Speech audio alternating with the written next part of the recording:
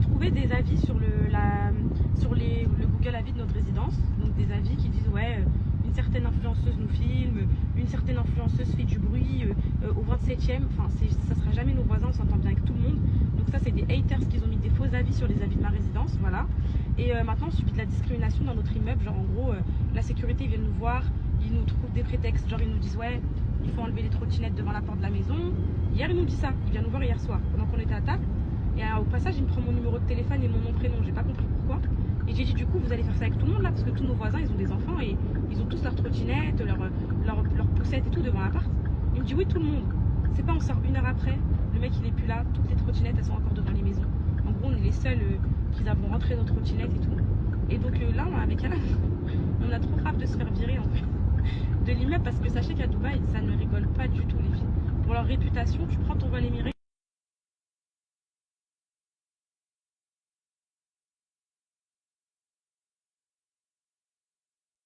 Les filles, là ça y est, c'est bientôt mon anniversaire. Je vais bientôt avoir 27 ans. Et ce matin, je me suis levée dans un bad mood parce que mon anniversaire il approche. Et j'ai l'impression que dans ma vie, j'ai fait beaucoup de bons choix, les filles. Mais j'en ai aussi fait beaucoup de mauvais. Et moi, je m'étais toujours imaginé, quand j'étais plus jeune, déjà je me suis toujours dit que à 26 ans j'allais avoir mon premier enfant, parce que ma mère elle m'a eu à 26 ans, je sais pas pourquoi, je me suis toujours mis ça dans la tête. Et que j'aurais construit ma vie de famille et tout ça. Et là je me dis j'ai accompli plein de belles choses, mais ce rêve-là je l'ai pas accompli et ça me fait beaucoup de peine, les filles. Il y a des choses, je vous jure, dans ma vie que vous savez pas. Il y a quelque chose qui s'est passé il y a quelques mois que j'ai trop mal vécu, et je pense que c'est pour ça que j'ai déprimé, les filles, enfin que j'ai fait une mini dépression et que j'ai un petit peu sombré. Bon, aujourd'hui, alhamdoulilah, ça va mieux. Mais là, comme c'est bientôt mon anniversaire et que je vais bientôt faire 27 ans, je me dis, 27 ans, bientôt 30 ans, j'ai pas envie de vieillir, j'ai peur. Je vous jure, les filles, j'ai trop peur.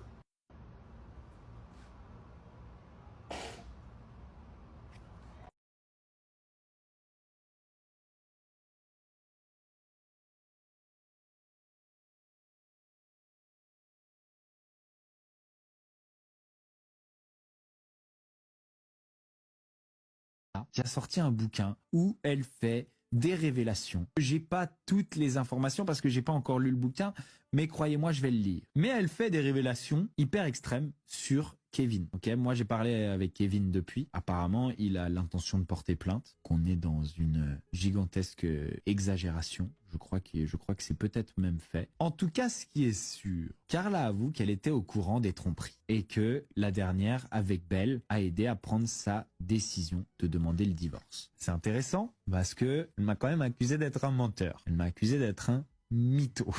Mais maintenant, ça l'a aidé à prendre des bonnes décisions pour son avenir.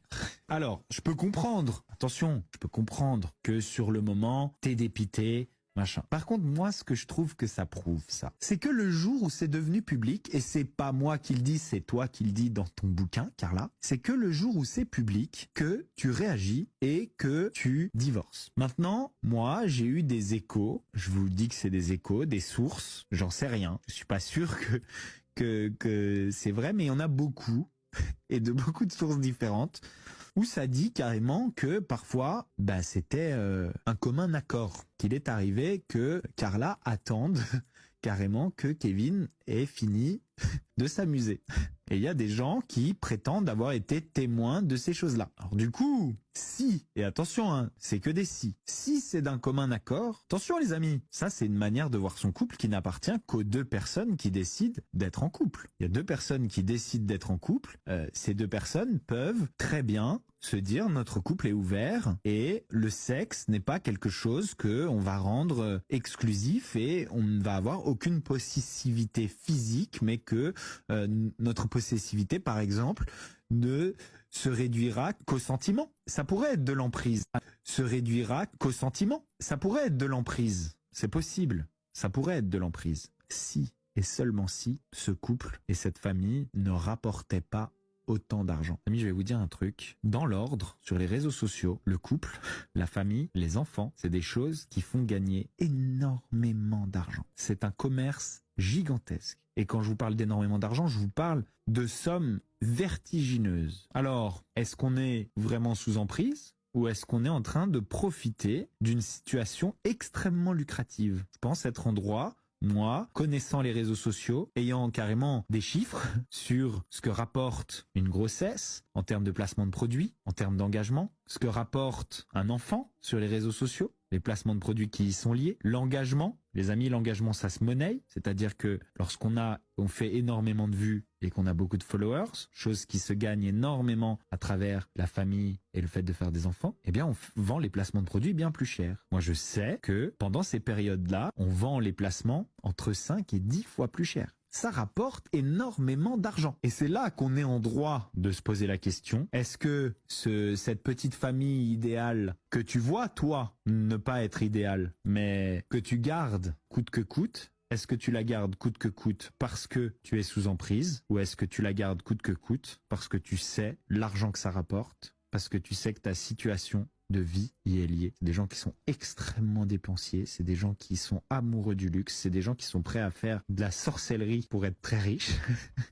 Et je vais élargir à toute l'influence, je vais pas balancer de dossiers, j'en ai des tonnes. Je connais des tonnes d'histoires. Les couples qui vous montrent une image idyllique de la famille parce que ça rapporte sont bien souvent une image idyllique de la famille parce que ça rapporte sont bien souvent soit dans la tourmente, soit dans une forme de couple qui n'a rien à voir avec ce qu'ils montrent, soit dans une totale tromperie d'un côté, de l'autre ou des deux. Et je vais vous dire, ces dossiers, j'en ai, je vais pas dire la totalité, mais sur la quasi-totalité des couples auxquels vous pouvez penser en ce moment. Mais l'audience vénère ces familles, est avide de regarder tout ce qu'ils partagent tous les jours et donne justement cette espèce de pouvoir et cette possibilité de gagner des sommes faramineuses à ces couples qui sont complètement, je dirais pas fake, mais en tout cas ce qui est fake, c'est la différence entre la réalité et ce qui se passe sur les réseaux sociaux. Je dis pas qu'il y en a qui se sont jamais aimés, je parle pas des sentiments des gens, etc.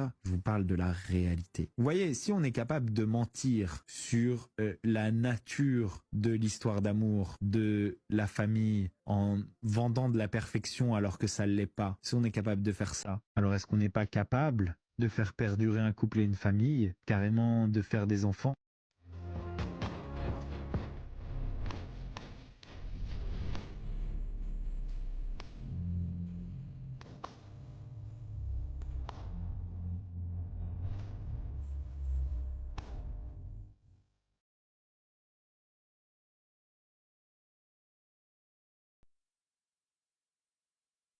Les filles, là, ça y est, c'est bientôt mon anniversaire. Je vais bientôt avoir 27 ans. Et ce matin, je me suis levée dans un bad mood parce que mon anniversaire, il approche. Et j'ai l'impression que dans ma vie, j'ai fait beaucoup de bons choix, les filles. Mais j'en ai aussi fait beaucoup de mauvais. Et moi, je m'étais toujours imaginé... quand j'étais plus jeune, déjà je me suis toujours dit que à 26 ans j'allais avoir mon premier enfant parce que ma mère elle m'a eu à 26 ans, je sais pas pourquoi je me suis toujours mis ça dans la tête et que j'aurais construit ma vie de famille et tout ça. Et là je me dis j'ai accompli plein de belles choses mais ce rêve là je l'ai pas accompli et ça me fait beaucoup de peine les filles. Il y a des choses, je vous jure, dans ma vie que vous savez pas. Il y a quelque chose qui s'est passé il y a quelques mois que j'ai trop mal vécu, et je pense que c'est pour ça que j'ai déprimé les filles, enfin que j'ai fait une mini dépression et que j'ai un petit peu sombré. Bon, aujourd'hui, alhamdoulilah, ça va mieux. Mais là, comme c'est bientôt mon anniversaire et que je vais bientôt faire 27 ans, je me dis, oh, 27 ans, bientôt 30 ans, j'ai pas envie de vieillir, j'ai peur. Je vous jure, les filles, j'ai trop peur.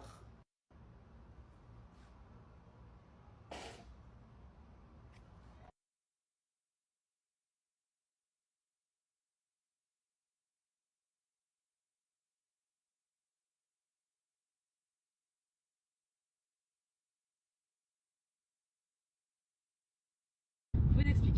On a trouvé des avis sur le Google Avis de notre résidence. Donc des avis qui disent ouais, une certaine influenceuse nous filme, une certaine influenceuse fait du bruit au 27e. Enfin, ça sera jamais nos voisins, on s'entend bien avec tout le monde.